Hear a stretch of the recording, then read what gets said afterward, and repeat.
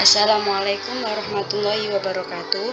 Di sini saya Huria Oktavia dari kelas PGSD 2022E dengan NIM 424221118 akan menjelaskan mengenai pengembangan instrumen tes, kemudian ada butir soal dan pengolahan hasil belajar. Baik, materi yang pertama menjelaskan pengembangan instrumen tes. Tes sendiri merupakan instrumen alat ukur untuk pengumpulan data di mana dalam memberikan respon atau pernyataan dalam instrumen.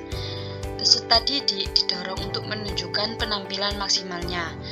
Tes terdiri atas sejumlah soal yang harus dikerjakan oleh peserta didik.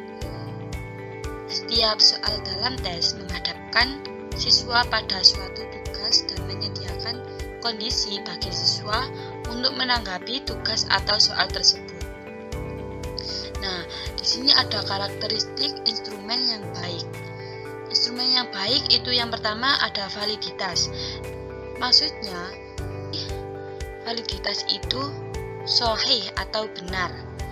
Jadi, validitas maksudnya ukuran yang benar untuk mengukur apa yang akan diukur atau sejauh mana tes mengukur apa yang diukur. Selanjutnya yang nomor 2 itu ada reliabilitas. Reliabilitas suatu tes berkaitan dengan konsistensi dan ketelitian tes tersebut. Yang ketiga ada distandarisasikan.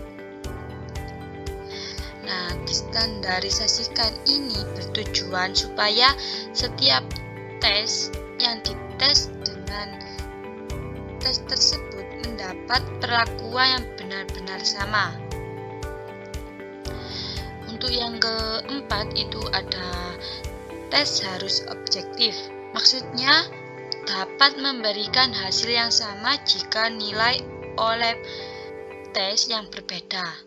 Selain harus objektif, tes yang baik juga harus memiliki tingkat kesulitan yang sesuai dengan target populasi. Yang kelima ada diskriminatif,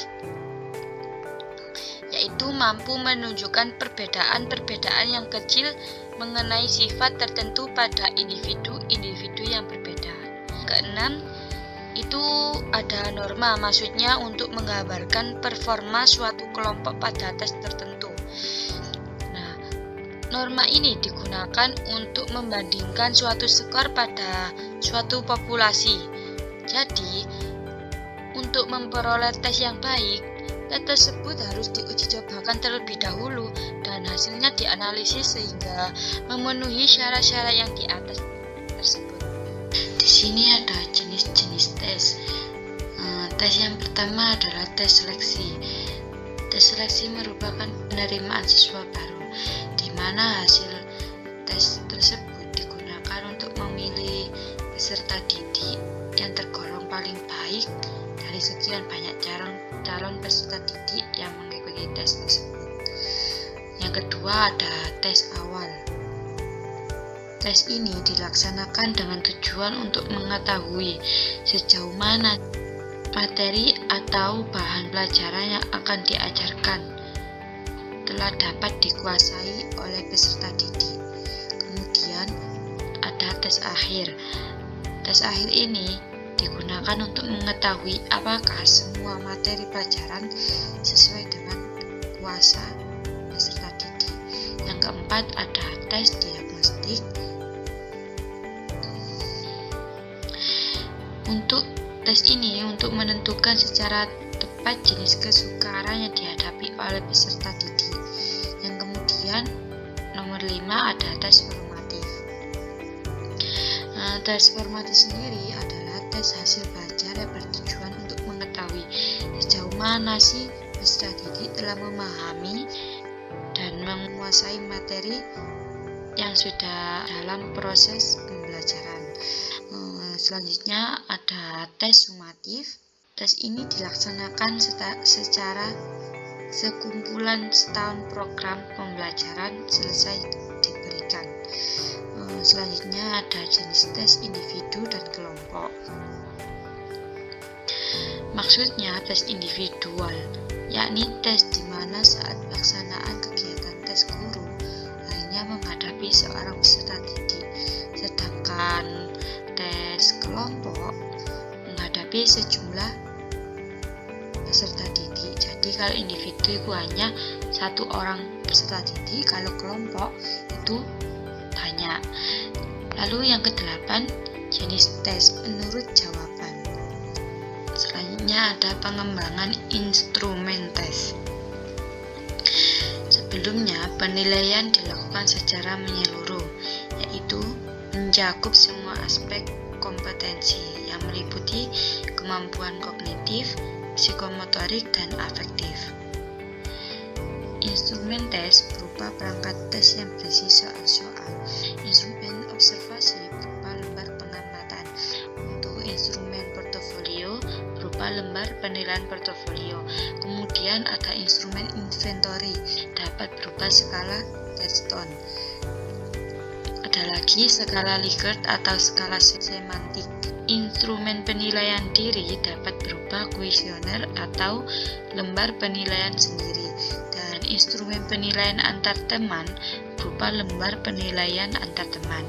Nah, untuk langkah mengembangkan tes tersebut, kita harus menyusun spesifikasi tes tersebut. Kemudian kalau sudah menyusun, kita menulis soal tes yang mau diteskan ke peserta didik. Sebelumnya kita harus menelaah soal tes tersebut. Terus kita harus melakukan uji coba tesnya kepada peserta didik. Kemudian menganalisis butir soal. Selanjutnya ada memperbaiki tes. Selanjutnya merakit tes. Dan yang ke-8, melaksanakan tes tersebut untuk peserta didik. Dan yang terakhir, menafsirkan hasil tes tersebut. Selanjutnya, materi mengenai kesukaran dan daya pembeda. Dalam menghitung tingkat kesukaran, pengertian kesukaran sendiri merupakan pengukuran seberapa besar derajat kesukaran suatu soal. Jika suatu soal memiliki tingkat kesukaran seimbang, maka dapat dikatakan bahwa soal tersebut baik. Nah, ialah dengan rumus P sama dengan B per JS. Untuk P sendiri yaitu indeks tingkat kesukaran butir soal, B jumlah peserta didik yang menjawab benar, dan JS merupakan jumlah seluruh peserta didik. Interpretasi kesukaran dari 0,0 sampai 0,30 itu termasuk sukar atau susah. Untuk 0,31 sampai 0,70 itu termasuk sedang, dan untuk 0,71 sampai dengan 1,00 termasuk soal yang mudah. Langsung saja pada contohnya. Di sini ada siswa-siswi anak kelas 5 yang sudah melakukan ulangan harian pengenalan TIK, alat komunikasi, dan perangkat komputer. Siswa-siswinya ada 20 anak. Kemudian ini namanya butir soal. Butir soal yang sudah dibuat ada 10 butir soal. Untuk angka 10 ini adalah jawaban yang benar, dan untuk angka 0 ini adalah jawaban yang salah. Kita hitung butir soal yang nomor 1 terlebih dahulu. Kita hitung jawaban yang benar saja. 1, 2, 3, 4, 5, 6, 7, 8, 9, 10, 11, 12, 13, 14, 15, 16, 17. Nah, pada butir soal nomor 1 ini yang menjawab benar ada 17 anak. Kita coba tulis indeks atau B sama dengan jawaban yang benar tadi ada 17 anak. 17 anak bagi seluruh siswanya ada 26 anak. Jadi hasil 17/26 adalah 0,65. Ini 0,65 itu termasuk kategori apa? Jadi 0,65 itu ada di antara 0,31 sampai dengan 0,70. Jadi kategori sedang. Soal yang sedang kita tulis interpretasinya adalah sedang. Kemudian ada hitungan daya pembeda. Daya pembeda soal adalah kemampuan sesuatu soal untuk membedakan antara siswa yang berkemampuan tinggi dengan siswa yang berkemampuan rendah. Cara menentukan daya pembeda suatu butir tes. Untuk menghitung daya pembeda tiap butir soal digunakan persamaan D sama dengan BA per JA dikurangi BB per JB, yang dimana D adalah daya pembeda, BA adalah banyaknya jawaban benar dari kelompok atas. Kemudian BB banyaknya jawaban benar dari kelompok bawah. Untuk JA jumlah peserta tes kelompok atas dan JB jumlah peserta tes kelompok bawah. Untuk mengetahui daya beda soal interpretasi, kita bisa lihat dari sini 0,00 sampai dengan 0,20 itu termasuk nilai yang jelek. 0,21 sampai dengan 0,40 termasuk cukup. Untuk 0,41 sampai dengan 0,70 itu dikatakan baik. Untuk 0,71 sampai 1,00 dinyatakan baik sekali. Kita langsung ke contoh. Sebelumnya kita sudah ada seperti ini, lalu kita cari jawaban skor yang paling dari kelompok atas, yang paling baik dari kelompok atas, dan skor atau nilai dari kelompok bawah. Lalu kita jadikan jadi begini. Lalu di sini adalah butir soal nomor 1, 2, dan sampai 10. Untuk angka 10 itu adalah jawaban yang benar, dan untuk angka 0 itu adalah jawaban yang salah. Biar kita menghitungnya tidak terlalu banyak, maka di sini saya nulis dari 6 siswa dari kelompok atas dan 6 siswa dari kelompok bawah. Langsung saja ke rumusnya. Untuk D adalah daya pembeda BA. BA dari kelompok atas, maksudnya BA adalah jawaban yang benar dari kelompok atas. Itu ada 1, 2, 3, 4, 5, 6. Itu ada 6. Kita tulis di sini 6. Lalu JA adalah jumlah siswa dari kelompok atas. Jumlah siswa dari kelompok atas itu ada 6. Lalu 6 per 6. Lalu dikurangi BB. BB adalah jawaban benar dari kelompok bawah, ada 2. Kita tulis 2 di sini. Lalu JB adalah seluruh jumlah peserta didik dari kelompok bawah, itu ada 6 juga. Jadi 2 per 6. Lalu kita hitung 6 per 6 itu ada 1. Terus kurangnya turun, 2 per 6 itu 0,33. Lalu kita kurangi 1 dikurangi 0,33 hasilnya 0,67. Nah, 0,67 ini termasuk soal yang jelek, cukup, baik, atau baik sekali. Kita lihat di sini ya, 0,67. 0,67 ini terletak pada antara 0,41 sampai dengan 0,70. Berarti butir soal yang nomor 1 itu termasuk soal yang baik. Materi selanjutnya yakni analisis butir soal. Analisis butir soal adalah proses evaluasi yang dilakukan terhadap setiap soal dalam suatu tes untuk mengetahui kualitas dan efektivitas soal tersebut dalam mengukur kemampuan siswa. Nah, tujuan dari analisis butir soal ini untuk meningkatkan kualitas tes melalui revisi atau penghapusan soal yang tidak efektif.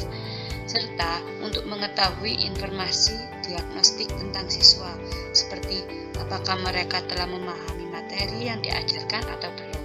Jadi, analisis butir soal sangat penting dalam meningkatkan kualitas tes dan strategi pembelajaran yang digunakan. Dalam analisis butir soal, terdapat dua pendekatan yang digunakan. Yang digunakan adalah pendekatan analisis kualitatif dan analisis kuantitatif. Analisis kualitatif dalam analisis soal butir adalah proses pengkajian secara teoritik terhadap soal tes yang telah tersusun. Nah, tujuannya untuk memahami dan mengevaluasi soal secara lebih dalam, sehingga dapat digunakan sebagai alat pengukur hasil belajar yang dengan kualitas tinggi. Kemudian, analisis kuantitatif adalah penilaian butir soal didasarkan pada data empirik. Data empirik ini diperoleh dari soal yang telah diujikan. Ada dua pendekatan dalam analisis secara kuantitatif, yaitu pendekatan secara klasik dan modern. Analisis butir soal secara klasik adalah setiap soal ditelaah dari segi tingkat kesukaran, daya pembeda, dan penyebaran pilihan jawaban, dan fungsi pengecoh pada setiap pilihan jawaban, reliabilitas dan validitas soal. Yang pertama ada tingkat kesukaran butir soal. Tingkat kesukaran butir soal adalah peluang untuk menjawab benar suatu soal pada tingkat kemampuan, atau dapat dikatakan bahwa untuk mengetahui soal tergolong mudah atau susah. Nah, cara perhitungan tingkat kesukaran butir soal pada bentuk pilihan ganda yaitu P sama dengan B per N, di mana P tingkat kesukaran, B jawaban benar, dan N jumlah peserta didik. Pada P lebih dari 0,75 itu termasuk kriteria mudah. Kemudian 0,25 kurang dari B kurang dari 0,75 termasuk kriteria sedang. Sedangkan P kurang dari 0,25 termasuk kriteria sukar. Nah, di sini ada soal nomor 1. Butir soal nomor 1. Jumlah peserta didik seluruhnya itu ada 26 siswa. Kemudian yang menjawab benar itu ada 17. Jadi kita tulis P tingkat kesukaran, B ini adalah jawaban yang benar. Jawaban yang benar itu ada 17. Kemudian N adalah jumlah peserta didik. Jadi 17 per 26 sama dengan 0,65. Jadi termasuk kriteria sedang. Selanjutnya, tingkat kesukaran butir soal bentuk uraian dengan rumus TK sama dengan mean per skor maksimal. Keterangan TK tingkat kesukaran soal uraian, kemudian ada mean termasuk rata-rata skor siswa, dan skor maksimum itu skor maksimum yang ada pada pedoman P-skoran, yang dimana P lebih dari 0,75 itu termasuk kriteria mudah, dan 0,25 kurang dari P dan kurang dari 0,75 itu termasuk sedang. Sedangkan P kurang dari 0,25 termasuk kriteria sukar. Di sini diketahui jumlah peserta didik ada 5 siswa. Kemudian skor maksimalnya itu ada 5. Butir soal nomor 1 itu jumlahnya 14. Jadi untuk mencari mean itu kita lihat rata-rata skor. Cara mencari rata-rata skor siswa itu nilai butir soal dibagi jumlah peserta didik. Jadi 14 dibagi 5 itu hasilnya 2,8. Kemudian ini skor maksimalnya 5. Jadi 2,8 bagi per 5 itu 0,56. 0,56 ini termasuk kriteria sedang. Selanjutnya ada daya pembeda butir soal. Rumus daya pembeda dari pilihan ganda, yaitu DP sama dengan 2 BA dikurangi BB per N,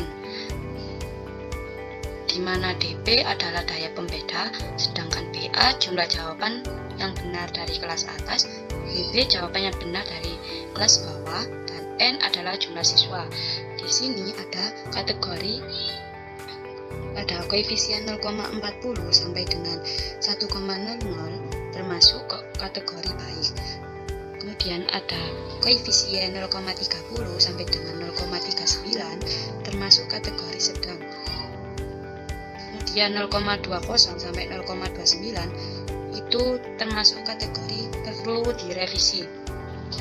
Kemudian ada negatif 1,00 sampai 0,19 termasuk kategori tidak baik.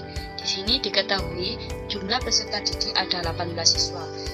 Kemudian di sini jawaban yang benar dari kelas atas itu ada 6 siswa dan jawaban kelas bawah itu ada 5 siswa. Kemudian kita masukkan DP sama dengan 6 per 5 per 6 kurangi 5, DP sama dengan 2 kali 6 kurangi 5 per 18 sama dengan 2 kali 1 sama dengan 2 per 18. 2 per 18 sama dengan 0,11. Nah, 0,11 ini termasuk kategori tidak baik. Selanjutnya ada rumus daya pembeda pada soal uraian. DP sama dengan mean A dikurangi mean B per skor maksimum. Nah, di sini ada keterangannya. DP adalah daya pembeda, mean A adalah rata-rata skor siswa pada kelompok atas, dan mean B adalah rata-rata skor siswa pada kelompok bawah. Untuk skor maksimum adalah skor yang ada pada pedoman penskoran.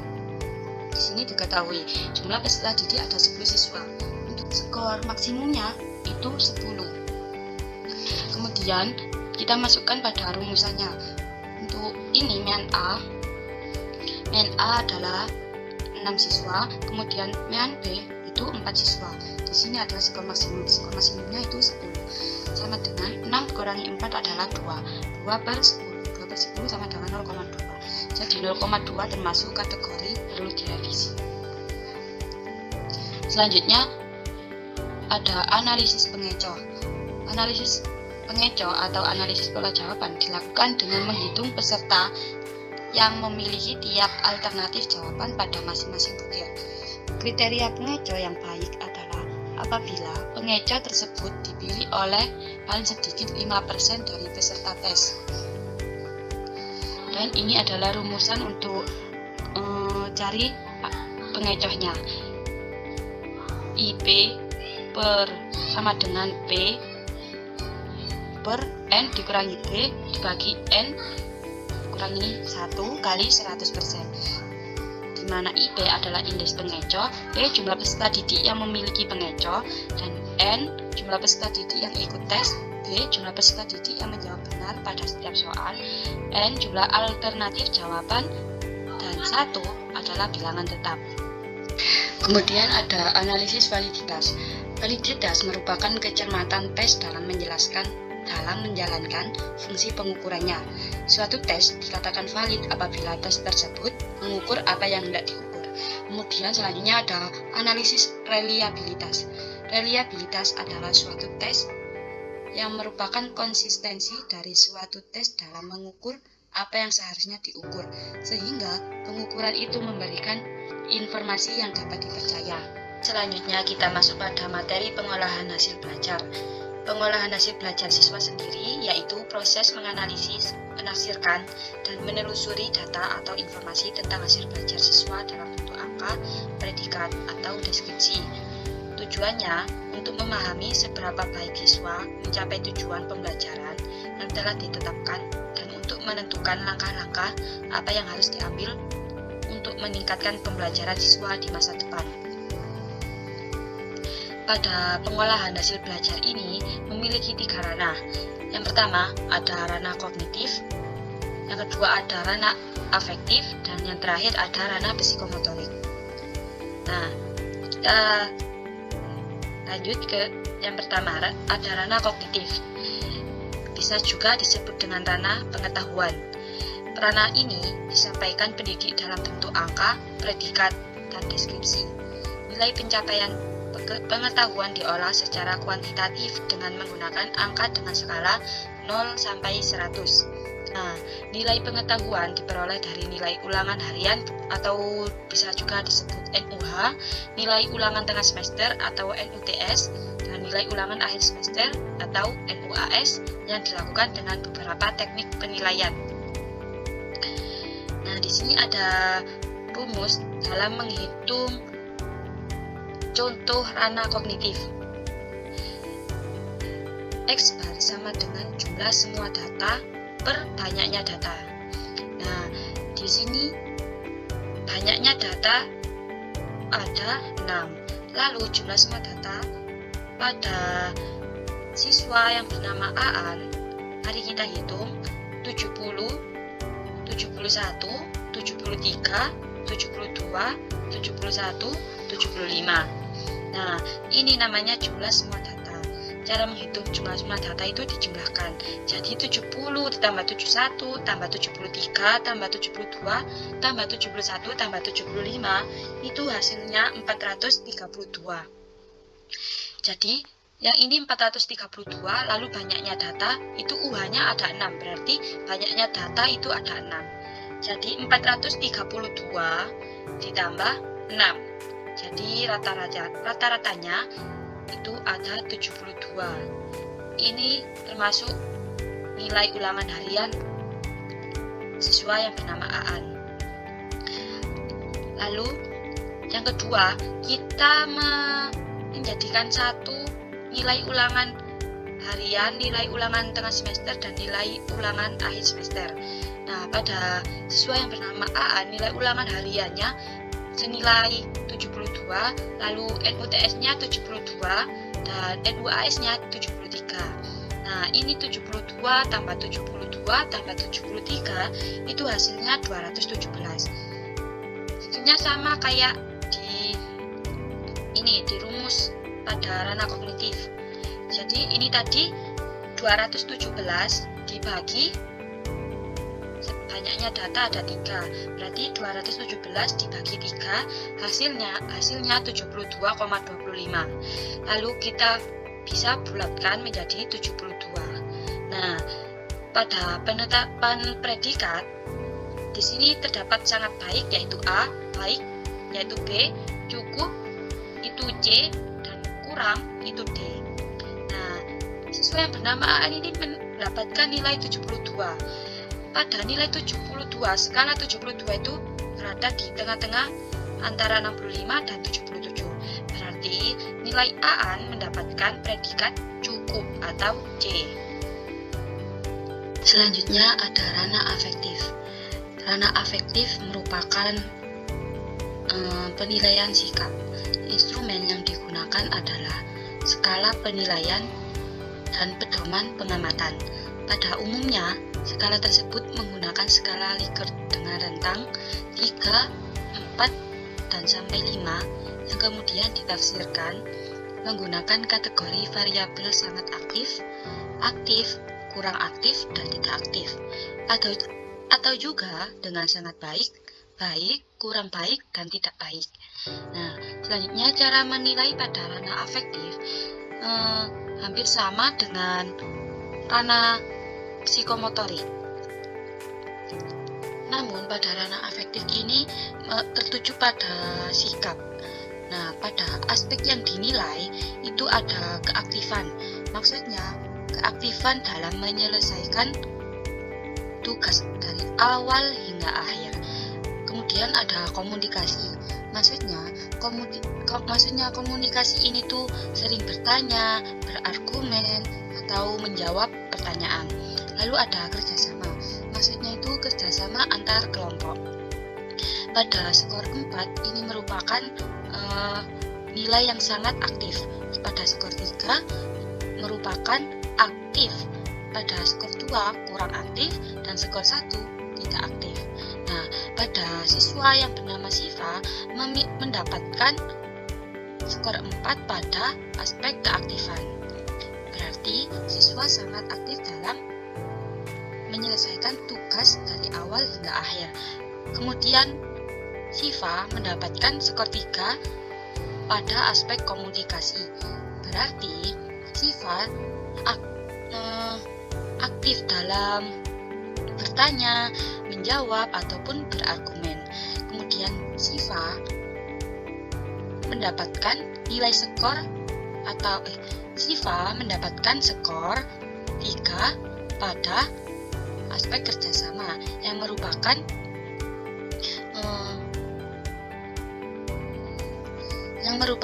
aktif dalam kerjasama antar kelompok. Nah, di sini jumlah skor cara menghitungnya itu ditambah 4 tambah 3 itu 7, 7 tambah 3 itu 10. Nah, di sini ada juga cara menilai. Setelah di jumlah skornya, kita bisa menghitung nilai ranah afektifnya. Skor yang diperoleh Siva itu jumlahnya 10 ditulis di sini. Kemudian nilai seluruhnya, maksudnya itu nilai ini, semuanya ini ditambah.